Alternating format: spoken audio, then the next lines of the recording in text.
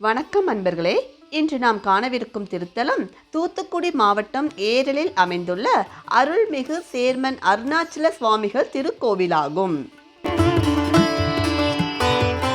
தாமிரபரணி ஆற்றின் கரையோரத்தில் அமைந்துள்ள இந்த கோவிலில் சித்த பிரம்மை பிடித்தவர்கள், தீராத நோயால் பாதிக்கப்பட்டவர்கள் இங்கு வந்து தங்கி வழிபட்டால் விரைவில் குணமாகும் என்பது நம்பிக்கை.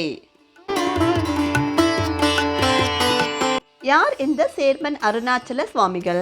வாருங்கள் தெரிந்து கொள்ளலாம்.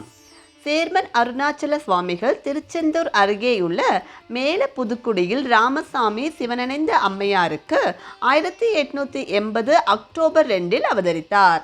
நீண்ட கால வேண்டுதலின் பலனாக பெற்றெடுத்த தங்கள் மகனுக்கு இவரது பெற்றோர் பல கலைகள் சொல்லிக் கொடுக்க ஏற்பாடு செய்தார்கள். அனைத்து கலைகளையும் கற்றுத் தேர்ந்த சுவாமிகள் மௌன விரதம் இருந்து பக்தி யோகத்தை கடைபிடித்தார். அவரை காண வந்த பொதுமக்களுக்கும் நோயால் பாதிக்கப்பட்டவர்களுக்கும் ஆறுதல் கூறி அவர்களது பிரச்சனைகளை தீர்த்து வந்தார். பாம்புக்கடி, விஷக்கடி போன்றவற்றையும் குணப்படுத்தும் ஆற்றலும் பெற்றிருந்தார். இவரது நீதியையும் நேர்மையையும் திறமையையும் கண்ட அப்போதைய ஆங்கில ஆட்சியாளர்கள் இவரை ஏரல் பேரூராட்சியின் சேர்மனாக பதவி ஏற்கும்படி வேண்டினார்கள். 1906 செப்டம்பர் 5 சேர்மனாக பதவி ஏற்றார். 1908 ஜூலை 27 வரை சேர்மனாக பணியாற்றிய அவர் சேர்மன் அருணாச்சலம் என்ற பெயரை பெற்றார்.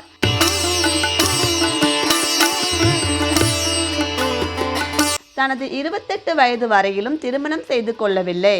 ஒரு நாள் இவர் தனது சகோதரர் கருத்த பாண்டியனை அழைத்து அவருக்கு நல்லாசி கூறி, தம்பி, நான் 1908 ஜூலை 28 ஆடி அமாவாசை பகல் 12 மணிக்கு இறைவன் திருவடி சேருவேன். ஏரலுக்கு தென்மேற்கில் தாமிரபரணி ஆற்றின் வடகரை ஓரமாக நிற்கும் ஆலமரத்தின் அருகில் தன்னை சமாதியில் வைத்து மலர்களும் மண்ணும் போட்டு மூடுங்கள். அப்பொழுது மேலே கருடன் வட்டமிடும் என்று கூறினார். அதன்படியே அவர் இறைவனை அடைந்தார். அவர் கூறியபடியே அவரது தம்பியும் செய்தார்.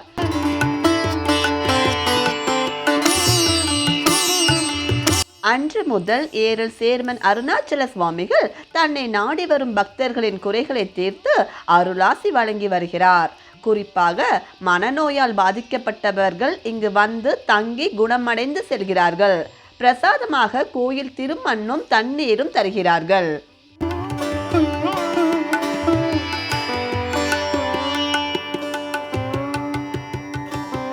சேர்மன் சுவாமி கோவிலை பற்றி ஆங்கிலேய கலெக்டர் பேட் துரை என்பவர் 1916 ஆண்டு எழுதிய அரசு குறிப்பேட்டில், இந்த கோவில் முன்பு அனைத்து சாதி மதத்தினரும் கூடுகிறார்கள். நோயை குணமாக்கி செல்கிறார்கள். பில்லி சூனியம் தீருகிறது. இங்குள்ள புற்று மண்ணை கையால் எடுத்து மருந்தாக உட்கொள்கின்றனர். உடம்பில் பூசி நோய் குணமடைகின்றார்கள் என எழுதி வைத்துள்ளார். சேர்மன் சுவாமியின் சமாதி வைத்த இடத்தில் அவரின் தந்தை தனது கைகளால் சிறிது மண்ணை எடுத்து லிங்கம் போல பிடித்து வைத்துள்ளார். அந்த லிங்கம் தான் இன்று 2 அடிக்கு மேல் வளர்ந்து உள்ளது. தாமிரபரணி ஆற்றிலிருந்து நீர் எடுத்து லிங்கத்தினை அபிஷேகம் செய்தும் அந்த லிங்கம் கரையாமல் உள்ளது. அந்த லிங்க அபிஷேக தீர்த்தத்தினால் பல நோய்கள் தீருகிறது. மருத்துவர்களால் கைவிடப்பட்ட வலிப்பு நோய், மனநோய், அரிப்பு, கட்டி உள்ளிட்ட பல நோய்களுக்கு இங்கு தீர்வு கிடைக்கிறது. நோய் பாதிப்பு உள்ளவர்கள் தாமிரபரணியில் காலையிலும் மாலையிலும் நீராடி லிங்க அபிஷேக தீர்த்தத்தில் நிலக்காப்பை கரைத்து உடம்பில் பூசியும் குடித்தும் விரதங்கள் மேற்கொண்டு வந்தால் 21 நாட்களில் நோய் தீர்ந்து விடுகிறது.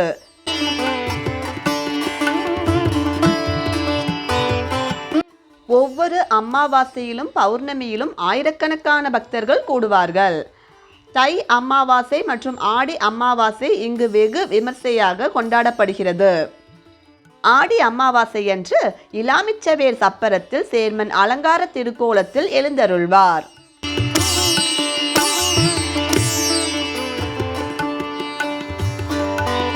அதேபோல் குழந்தை பாக்கியம் இல்லாதவர்கள் தொட்டில் கெட்டி வேண்டுதல் வைத்தால் குழந்தை பாக்கியம் பெறுவதாகவும் நம்பப்படுகிறது. இந்த கோவிலில் மந்திர மை பிரசாதமாக வழங்கப்படுகிறது.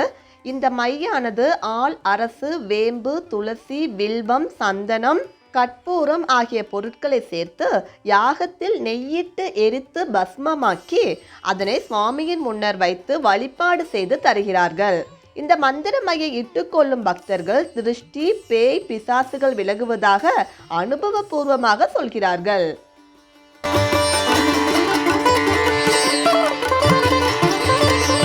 சுவாமிகள் இறைவனடி சேர்ந்த சில நாட்களில் அவர் உயிரோடு இருப்பதாக எண்ணி அவரிடம் நோய் தீர்க்க மருந்து வாங்கி உண்ண வந்த ஆதித்திராவிட பெண்ணான சுடலை பேச்சு, உங்களிடம் வந்தால் என் நோய் தீர்ந்துவிடும் என்றல்லவா எண்ணினேன், இனி நான் நோய் தீர என்ன செய்வேன் என்று சுவாமி சமாதிக்கு வந்து வேண்டி அழுதாள். உடனே அந்த பெண்ணுக்கு காட்சி கொடுத்த சுவாமி, தீர்த்தமும் நிலக்காப்பும் உனக்கு மருந்தாகும் என்று கூறினார். அதன்படி அவரது நோய் தீர்ந்தது. அன்று முதல் இன்று வரை பலரும் சுவாமி சன்னதிக்கு வந்து தங்கள் தீரா பிணி நீங்கி செல்வதை நாம் கண்கூடாக காண இயலுகிறது. சுவாமிகள் ஜீவ சமாதி அடைந்து 100 வருடங்கள் கடந்துவிட்டன. ஆனால் தற்போதும் சுவாமிகள் பல விதத்தில் தனது ரூபத்தினை மக்களுக்கு காட்டி வருகிறார்.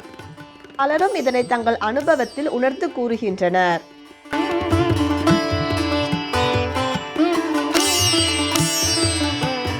அமாவாசை, பௌர்ணமி போன்ற நாட்களில் இங்கு பக்தர்கள் கூட்டம் அலைமோதுகிறது.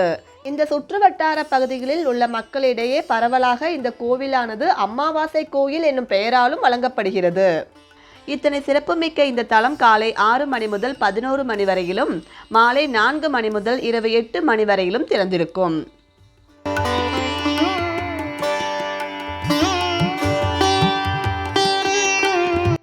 இத்தலத்திலிருந்து 21 கிலோமீட்டர் தொலைவில் தான் உலக பிரசித்தி பெற்ற திருச்செந்தூர் சுப்பிரமணிய சுவாமி கோவில் அமைந்துள்ளது. அது தவிர 108 வைணவ திவ்ய தேசங்களில் குறிப்பிட்டு சொல்லக்கூடிய நவ திருப்பதி தலங்களும் நவ கைலாய தலங்களும் குரங்கணி அருள்மிகு ஸ்ரீ முத்துமாலையம்மன் திருக்கோவிலும் இத்தலத்திலிருந்து சில கிலோமீட்டர் தொலைவிற்குள் அமைந்துள்ளது. இத்தனை சிறப்பு மிக்க இந்த கோவிலுக்கு எப்படி செல்வதென வரைபடம் மூலம் பார்க்கலாம் வாருங்கள். இந்த ஏரலானது தூத்துக்குடியிலிருந்து 21 கிலோமீட்டர் தொலைவில் அமைந்துள்ளது. தூத்துக்குடியிலிருந்து பேருந்து வசதி நேரடியாக உள்ளது. அது தவிர திருநெல்வேலியிலிருந்து 42 கிலோமீட்டர் தொலைவில் அமைந்துள்ளது. திருநெல்வேலியிலிருந்து திருச்செந்தூர் செல்லும் தேசிய நெடுஞ்சாலையில் ஸ்ரீவைகுண்டம் பகுதியில் இறங்கினால் அங்கிருந்து 16 கிலோமீட்டர் தொலைவில் அமைந்துள்ளது. ஸ்ரீவைகுண்டத்திலிருந்து அடிக்கடி பேருந்து வசதிகள் உள்ளது. ஏரல் பேருந்து நிலையத்திலிருந்து நடந்து செல்லும் தொலைவில் தான் கோவில் அமைந்துள்ளது. எனவே வாய்ப்பு கிடைக்கும் பொழுது இவ்வளவு சிறப்பு மிக்க இந்த தலத்திற்கு சென்று சுவாமிகளை தரிசித்து அவர் அருளால் வளமுடன் வாழுங்கள். இந்த பதிவு உங்களுக்கு பயனுள்ளதாக இருந்தால் வீடியோவை லைக் செய்து உங்கள் நண்பர்களுக்கும் பகிருங்கள். இதேபோல் தமிழ்நாட்டில் உள்ள பல்வேறு கோவில்கள் பற்றிய தகவல்களையும் அதன் சிறப்புகளையும் அறிய நமது சேனலை சப்ஸ்கிரைப் செய்து தொடர்ந்து பாருங்கள். நன்றி.